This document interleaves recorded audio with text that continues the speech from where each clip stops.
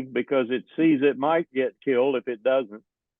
Meanwhile, Ben Gvir and a contingent of settlements and settlers are all ready to move into northern Gaza and do precisely what they've been doing in the West Bank, East Jerusalem, and the Golan Heights, which is essentially to dispossess Palestinians of their land and to take it over. So I think there is at least that sort of plan for the northern part of Gaza. The rest of Gaza, I'm hearing all sorts of outlandish plans. One suggested that other countries in the world should be willing to take all the Palestinians that are left from this pogrom. I think that's nonsense. Others have suggested that the Sinai would be a place to temporarily keep them. Well, what is temporary?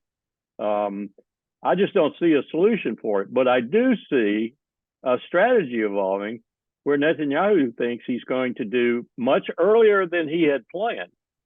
He's going to finish the West Bank, he's going to finish East Jerusalem and such, and he's going to move right into Gaza and begin the same thing.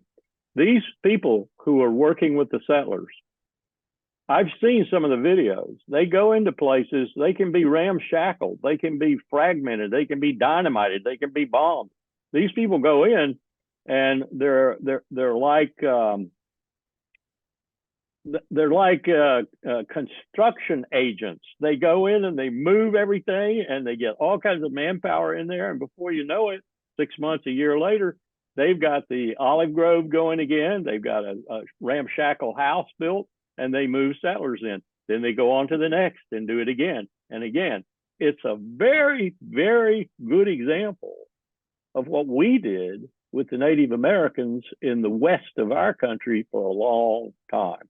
We ethnically cleansed, we murdered, we slaughtered, and then the settlers came in, and the gold miners and everything else. They came in, the buffalo hunters and so forth. But that was 175, years ago. Haven't we evolved? Do we still do those sorts of things? Do we still ethnically cleanse whole native populations in order to get their land, their gold, their silver? Oh, yes, there's gas that he had a joint contract with the Palestinian Authority to go after off the coast of Gaza. So it really belongs to the Gazans. Doesn't have to worry about that anymore. Now it's all Israel's. When you look at